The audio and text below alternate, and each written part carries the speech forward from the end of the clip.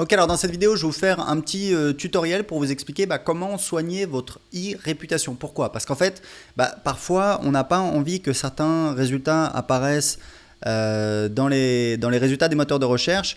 C'est pas forcément des clients. Moi, je sais que j'ai plusieurs concurrents qui essaient de se positionner sur mon nom depuis, ça fait en fait des années.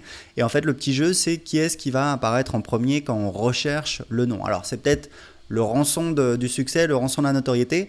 En pratique, je peux vous dire un truc, c'est que ça change pas grand-chose. Moi, j'ai eu des périodes avec des articles négatifs sur moi qui étaient en première position et ça m'a jamais empêché de faire du business. Pourquoi? Parce qu'en fait, la plupart des gens ne vont pas forcément rechercher mon nom quand ils m'achètent un produit. Aujourd'hui, j'ai de nouveaux clients tous les jours dans mon business. Et puis en fait le truc c'est que quelqu'un qui va être justement intéressé pour en fait rechercher le nom de la personne pour en savoir plus sur lui, il va tomber sur des infos contradictoires, c'est-à-dire du pour, du contre. Et si c'est quelqu'un qui est assez motivé, qui va passer du temps à chercher, très certainement il va voir qu'il y a également du pour, parce que moi j'ai des clients satisfaits depuis 2010, donc c'est pour ça que je fais toujours du business. Et grosso modo, voilà, s'il est un petit peu intelligent, il va quand même acheter un produit chez moi. Mais bon, grosso modo, il n'y a pas de raison, autant qu'il y ait des résultats positifs en première position. Donc je vais vous montrer un petit peu, j'ai fait un tutoriel pour vous expliquer comment travailler, parce qu'en fait il y a une méthodologie pour ça. Il y a beaucoup de choses qui font partie du référencement et je vais vous expliquer comment faire. Donc la première étape, elle est très simple, c'est de taper votre nom dans Google avec un navigateur en navigation privée. Ça c'est très important. Il y a beaucoup de gens en fait qui vont taper une recherche et qui me disent voilà je suis premier sur tel mot-clé, etc. C'est génial. Et en fait ils sont pas du tout premiers. C'est juste qu'en fait vous voyez qu'ils sont connectés sur leur compte Google et que du coup en fait les résultats vont dépendre de leur historique de navigation. Et comme c'est des gens qui bien évidemment vont sur leur site assez régulièrement, bien évidemment Google va avoir tendance à faire ressortir leur site beaucoup plus souvent. Donc ce qu'il faut faire, c'est créer ouvrir une nouvelle fenêtre de navigation. Donc sur Firefox, on va faire une nouvelle fenêtre de navigation privée. On peut le faire également sur Chrome, on peut le faire sur tous les navigateurs. Et c'est très important parce que comme ça, on a une nouvelle session totalement vierge. Il n'y a pas de cookies, il n'y a pas d'historique de navigation. On n'est pas connecté sur son compte Google, bien évidemment, on ne va pas se connecter. Et donc les résultats qui vont apparaître, ça va être à peu près les résultats entre guillemets officiels de Google. Donc on va sur google.fr. Et vous allez taper votre nom. Donc, vous voyez, moi j'ai tapé mon nom, donc Aurélien Amaker. On voit les résultats qui ressortent. Donc là c'est mon site, là c'est mon site, là c'est mon site, là c'est mon site. Et grosso modo, il y a des résultats qui ressortent. Donc il y a quelque chose qu'il faut que je vous explique qui est très important. J'ai installé un outil sur mon navigateur que je vous recommande d'utiliser parce que je vous montrerai rapidement ce qu'il permet de faire. En fait, c'est un outil développé par Moz, qui est un site consacré au référencement, qui a développé plusieurs outils. Et notamment, vous voyez que par exemple, là, en fait, ça permet en fait de faire apparaître ce petit encadré qui est très intéressant parce qu'il donne des informations intéressantes sur les sites qui apparaissent. Vous voyez par exemple qu'on a deux indicateurs vraiment intéressants. Le premier, c'est la Page Authority, donc c'est l'autorité de la page. C'est une note sur 100. Donc là, vous voyez, c'est un site que j'ai créé qui s'appelle aurélien-amaker.fr, qui a une page Authority de 31. Il y a 5585 liens qui pointent vers cette page. C'est normal parce que j'ai fait des liens depuis mes autres sites pour lui donner un petit peu d'autorité. Et puis, elle a un domaine authority, donc un DA de 23. C'est une note sur 100. Alors, un DA de 23, c'est pas très élevé, mais c'est normal parce que c'est vraiment un site, entre guillemets, qui sert à rien. J'ai juste créé pour se positionner premier quand on cherche mon nom dans Google. Maintenant, il y a des choses, plutôt que de créer des sites, je vais vous montrer des techniques qui sont beaucoup plus efficaces. En attendant, c'est très important d'analyser justement les pages qui ressortent. Donc vous avez la Page Authority, le Domain Authority. Donc le Domain Authority, c'est l'autorité du domaine. Donc le domaine, c'est le nom de domaine. Donc là, par exemple, c'est aurélien-amaker.fr, mais là, c'est un autre site à moi, c'est readmeimfamous.com. Et en fait, la Domain Authority, c'est plus il y a de liens qui pointent vers l'ensemble du domaine, plus le domaine authority va augmenter. Alors plus il y a de liens et aussi plus il y a de liens de qualité, parce que tous les liens n'ont pas la même valeur. Donc plus il y a de liens qui pointent vers de domaines de qualité, c'est-à-dire qui sont reconnus par Google comme étant d'autorité, parce que il y a d'autres sites d'autorité qui font des liens vers ces sites, etc. Plus on va avoir un domaine authority important, c'est donc une note sur 100.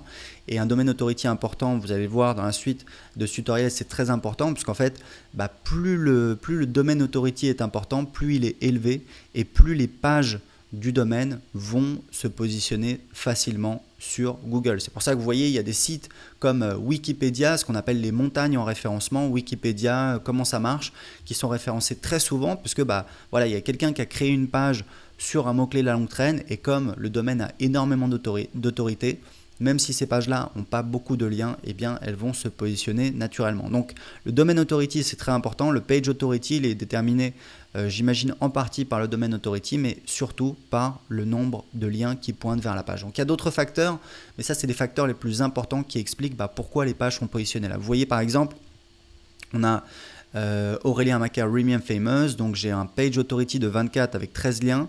Donc en fait, c'est ma page auteur sur mon blog principal et j'ai un domaine authority de 40. D'accord ? Donc là, c'est la page d'accueil du même blog qui apparaît également. Donc il y a un page authority de 50 parce que j'ai beaucoup plus de liens. Donc vous voyez, c'est plus élevé que 24. Et bien évidemment, le domaine authority est toujours de 40 parce que c'est le même domaine, c'est remyandfamous.com. Ok ? Donc ça, c'est pour vous expliquer un petit peu. Ça, c'est également un blog à moi, donc un page authority de 24 parce qu'en fait, c'est entre guillemets, c'est une page qui est optimisée pour moi. Donc il n'y a pas beaucoup de liens. Vous voyez, il y a 109 liens et qui a un domaine authority de 37 qui est légèrement inférieur à celui de mon autre blog, remyandfamous.com. Donc ça, c'est la première partie, c'est de taper votre nom dans Google avec un navigateur en navigation privée. Idéalement d'avoir installé la barre d'outils Moz pour voir un petit peu les résultats qui ressortent parce que ça va vous permettre justement d'analyser un petit peu la force des résultats qui ressortent, les pages qui ressortent et pourquoi elles ressortent. Donc la deuxième étape, c'est d'identifier ou de créer des pages optimisées sur votre nom, sur des domaines avec beaucoup d'autorité, c'est-à-dire avec un DA supérieur à 50. Donc je vais vous montrer, vous allez voir, c'est très facile. Moi, le truc, c'est que j'ai mes blogs qui apparaissent parce que voilà, j'ai pas mal de blogs qui ont un petit peu d'autorité.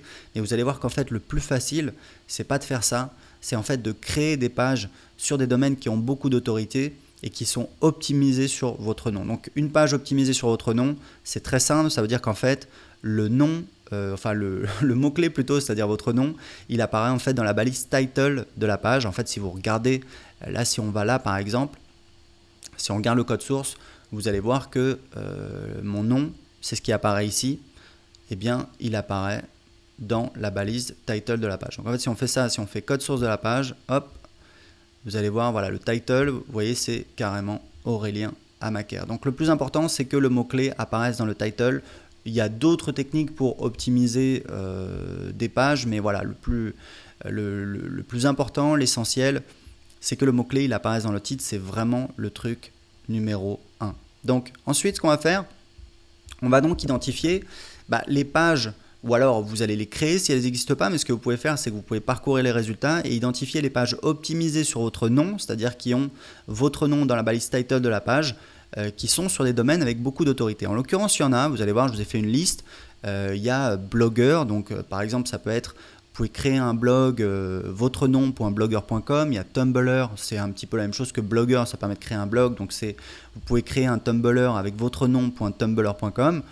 Vous pouvez créer une page, une chaîne YouTube. Vous pouvez créer une page Facebook. Vous pouvez créer un compte Twitter. Vous pouvez vous créer une page sur LinkedIn, sur Viadeo, qui est l'équivalent français de LinkedIn, sur Vimeo, sur Amazon. Donc vous voyez, ce n'est pas les idées qui manquent. Et en attendant, ça va vous permettre justement d'avoir des pages. Vous voyez, par exemple, là j'ai Twitter. Donc Twitter, là, alors ça met du temps à charger parfois, mais grosso modo, évidemment, Twitter a un très fort domaine authority et il suffit de faire quelques liens pour que ça remonte. Donc c'est ce que je suis en train de faire pour évidemment cadenasser un petit peu les premières pages. Donc vous avez également Amazon. Puisque sur Amazon j'ai publié un livre, donc j'ai une page, en fait je crois que c'est ma page auteur sur Amazon. J'ai également, voilà, donc j'ai mon livre qui est sur la Fnac également. Alors là vous voyez c'est moins optimisé parce qu'en fait mon nom n'apparaît pas dans le titre, mais comme évidemment livre.fnac.com a un domaine authority intéressant, c'est une page qui va se positionner beaucoup plus facilement. J'ai une interview également sur France Info, alors là c'est pareil, la page n'est pas optimisée sur mon nom, dans le sens où mon nom Aurélien Amaker n'apparaît pas dans le titre, mais ça apparaît quand même sur la page, donc forcément si je fais quelques liens, eh bien c'est une page qui risque de se positionner très facilement. Donc j'ai également une page sur LinkedIn, une page sur Vimeo, etc. Donc l'idée c'est quoi ? L'idée c'est de booster un petit peu ces pages Et comment on booste ces pages? Bien évidemment, c'est en faisant des liens dessus pour les faire monter dans les résultats de Google. Alors, donc vous voyez là, ça met un petit peu de temps à se charger. Le problème, c'est que ce plugin, parfois, il est un petit peu capricieux. Vous voyez, ça ne marche pas toujours, donc on est obligé de recharger la page. Voilà, des fois ça marche, des fois ça marche pas. Là, il essaie même pas de se lancer. Il faut insister un petit peu. Là, vous voyez, hop, ça n'apparaît pas. Ok, bon, je crois qu'il a rendu l'âme. En tout cas, c'est pas grave. Au bout de quelques essais, on voit les infos. Donc là, vous voyez sur franceinfo.fr, gagner sa vie avec son blog, France Info, etc., etc. Donc, l'idée, c'est quoi? Une fois que vous avez identifié les pages qui sont optimisées sur votre nom, sur des domaines avec beaucoup d'autorité, donc c'est un petit peu tous les sites qu'on a vus, mais il y en a encore plein d'autres. Vous pouvez les trouver, il suffit de faire des recherches. Et justement, avec le plugin, vous voyez tout de suite, en un clin d'œil dans les résultats de Google, le domaine authority.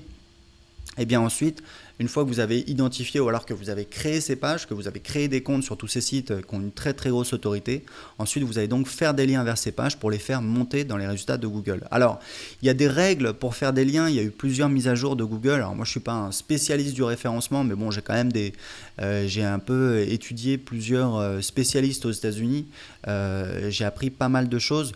Donc en fait, grosso modo, il y a des règles pour faire des liens, parce qu'en fait, il y a eu des mises à jour de Google qui sont en fait des espèces de filtres, de pénalités qui font que si vous faites trop de liens trop optimisés, enfin plutôt entre guillemets mal faits, eh bien vous allez prendre une pénalité et ça va avoir l'effet contraire, c'est-à-dire que votre page ne va pas du tout apparaître dans les résultats de Google. Donc les règles pour faire des liens, pour ne pas se faire entre guillemets choper, c'est en fait de faire sur 10 liens que vous allez faire, vous allez avoir un seul lien, c'est-à-dire 10% avec une encre exacte. Alors l'encre du lien, c'est quoi? C'est le texte en fait sur lequel on clique sur le lien.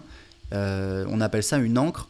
Et donc là, vous allez respecter la règle qui dit que pas plus de 10% des liens ont une encre exacte. Donc dans mon cas, c'est Aurélien Macaire, parce que moi, ce qui m'intéresse, c'est les gens qui cherchent sur Google Aurélien Macaire. Donc pas plus de 10% des liens avec une encre exacte. Alors, on a également 10% des liens qu'on peut faire avec une variante, c'est-à-dire ce qu'on appelle en anglais un partial match, c'est-à-dire c'est partiellement l'encre. Donc, par exemple, au lieu de mettre Aurélien Macaire, on va mettre Aurélien, on va mettre Monsieur Macaire, on va mettre la page de Aurélien Macaire, la page d'Aurélien, le livre de Monsieur Macaire, le blog d'Aurélien, etc., etc., etc. L'idée, c'est d'avoir des variantes, parce que si on fait trop souvent le même lien optimisé, c'est-à-dire l'encre l'encre étant égale à Aurélien Macaire, on va se prendre une pénalité de Google et ça va pas du tout marcher. Alors, pour vous expliquer, comme vous tapez sur des sites à très forte autorité, je pense qu'il y a une tolérance plus forte de la part de Google, mais si vous voulez être sûr, respectez ces règles qui sont valables bien entendu également pour vos propres sites et vous n'aurez aucun problème. Donc 10% des liens avec une encre exacte, donc dans mon cas c'est Aurélien Macaire, vous c'est votre nom. 10% des liens avec une variante, donc c'est-à-dire Aurélien, le blog d'Aurélien, le blog de le livre de Monsieur Macaire, etc., etc.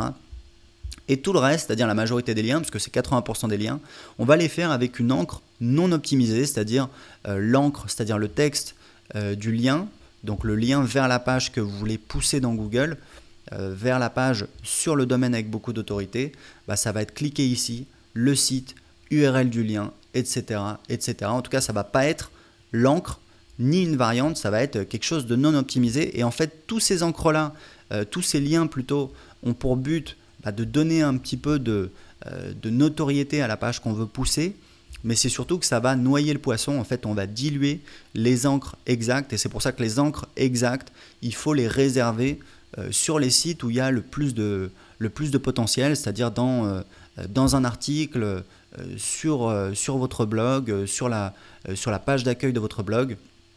C'est là où ça va avoir le plus de valeur. Donc pour vous expliquer un petit peu, j'ai pas mal étudié un petit peu le référencement depuis un an. Vous voyez, sur mon blog d'anglais, je suis passé de 10 000 visites par mois à peu près 30 000 visites par mois. Donc ça fait à peu près, en fait, je suis passé de 300 à 1000 visites par jour. Vous voyez un petit peu l'augmentation. Ce qui est rigolo, donc c'était l'année dernière. Ce qui est rigolo, c'est que l'augmentation, en fait, a eu lieu pendant l'été, donc la période où tout le monde un petit peu tire la langue parce qu'il n'y a pas de trafic, puisque tout le monde est en vacances et que les gens sont à la plage plutôt que d'être sur Internet. Donc normalement, il y a une baisse de trafic. Vous voyez que je suis passé de 10 000 en juin, donc 10 000 en juillet, à 15 000 en août, à 21 000, presque 22 000 en septembre. Donc là, ça a baissé un petit peu. Et après, je suis passé, encore une fois, j'ai augmenté de 30% à 26 000. Et hop, Là, j'ai dépassé les 30 000 et là, ça a baissé un petit peu et on va retravailler le référencement parce que l'avantage, c'est que justement, en ayant aujourd'hui 1000 visites par jour sur mon blog, j'en parle un petit peu sur mes blogs, etc. Je m'en sers comme un laboratoire où j'expérimente des trucs nouveaux. Ce qui est rigolo, c'est qu'aujourd'hui, j'ai plus de 150 inscrits par jour. Alors, chaque inscrit ne me rapporte pas beaucoup. Je parle d'inscrits sur ma newsletter. Je ne sais plus combien ça fait, donc ça fait 150 inscrits. Je sais pas, ça fait moins d'1 euro, mais grosso modo, ça fait 2000 euros par mois de vente en automatique. C'est ça qui nous a permis de dépasser les 3000 euros par mois sur ce blog. Donc, c'est important. Et il faut voir qu'aujourd'hui, on n'est plus en 2010, il y a eu beaucoup de mises à jour, il y a eu beaucoup de choses. Moi, j'ai dépensé plusieurs milliers de dollars pour me former auprès d'experts aux États-Unis. Je viens même d'acheter une formation à 2000 dollars absolument passionnante. Et en fait, il y a une partie référencement et c'est la même chose que la formation à 1000 dollars que j'avais achetée l'année dernière. J'ai créé une méthode pour vous permettre de tout apprendre, de tout savoir. Je l'ai même adapté sur le marché français. Je vous explique quels sont les sites que vous pouvez utiliser en France, en français, pour travailler sur votre référencement. C'est ça qui m'a permis de passer de 300 à 1000 visites par jour sur mon blog d'anglais. Il y a beaucoup de choses à savoir. C'est pas très compliqué, mais c'est juste des petits détails comme ce que je vous ai montré qui vous permettent d'avoir les bonnes techniques et de faire exploser le nombre de visiteurs sur votre blog, de visiteurs gratuits qui ont beaucoup de valeur. Donc, cliquez en dessous de la vidéo pour en savoir plus, pour voir un petit peu la méthode que j'ai créée pour vous. Il faut savoir un truc, c'est que ce trafic gratuit, il a énormément de valeur. Moi, en fait, je l'ai testé. J'ai une séquence de vente automatique quand les gens s'inscrivent à ma newsletter. Ce qui est intéressant, c'est que je l'ai testé la même séquence sur du trafic gratuit, c'est-à-dire du trafic qui vient de Google, qui vient sur mes blogs.